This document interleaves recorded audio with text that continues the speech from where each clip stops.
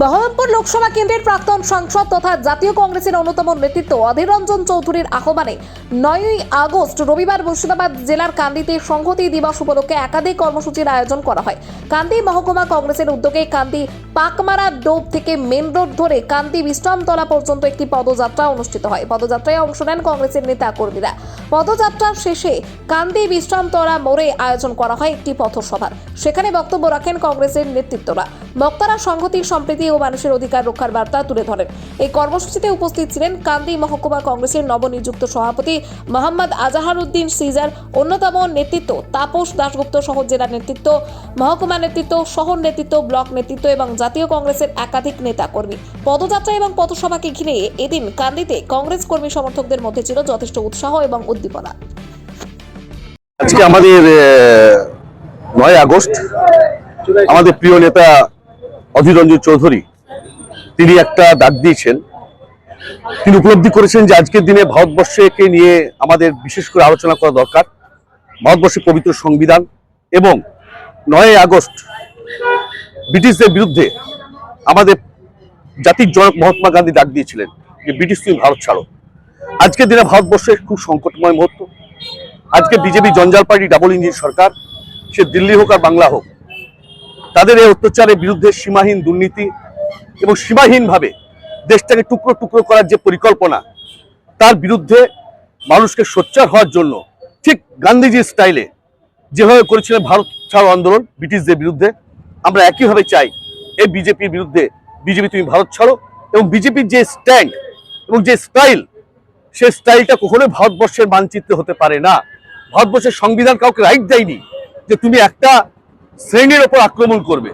আমরা হিন্দু মুসলমান, আমরা রবীন্দ্রনাথ নজরুলের দেশের মানুষ, আমরা ভারতবর্ষের মানুষ। গণতান্ত্রিক যে আমাদের মানুষের অধিকার, আমরা সেই মানুষের অধিকারকে ফিরিয়ে দিতে চাই আমাদের প্রিয় অধীর রঞ্জন চৌধুরীর লিডারশিপে। আজকে আমরা কান্দি বাস স্ট্যান্ডের ডোবমারি ওখান থেকে শুরু করলাম, বিশ্রামতলায় মিছিলের মাধ্যমে বর্ণাঢ্য কান্দির মানুষকে জানাতে চাইলাম যে কান্দিতে শান্তি এবং কান্দির উন্নয়নের যিনি প্রতীক, মুর্শিদাবাদ জেলার উন্নয়নের যিনি রূপকার, সে অধীর চৌধুরীর প্রতি আপনারা আস্থা রাখুন। আমরা অধীর চৌধুরীর সৈনিক, আপনারা সঙ্গে থাকুন।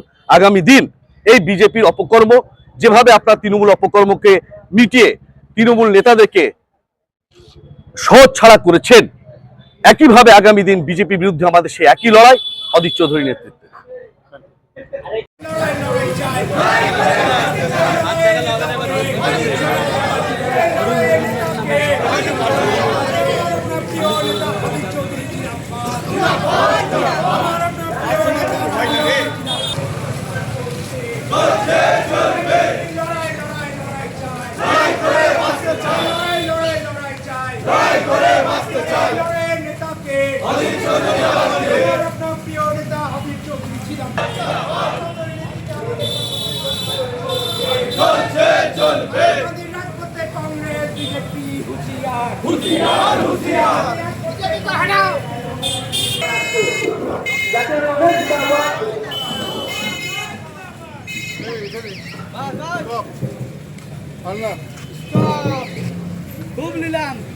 মা আসছেন, চারিদিকে শুরু হয়েছে দুর্গাপুজোর আনন্দের প্রস্তুতি।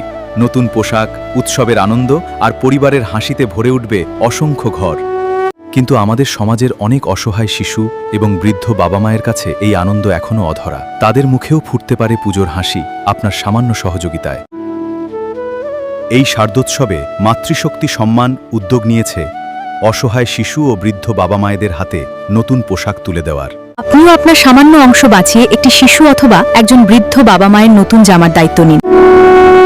আপনার ছোট্ট সহযোগিতাই কারো জীবনের সবচেয়ে আনন্দের পুজো উপহার হয়ে উঠতে পারে। আসুন সবাই মিলে ভাগ করে নিই পুজোর খুশি। বাড়িয়ে দিন সাহায্যের হাত।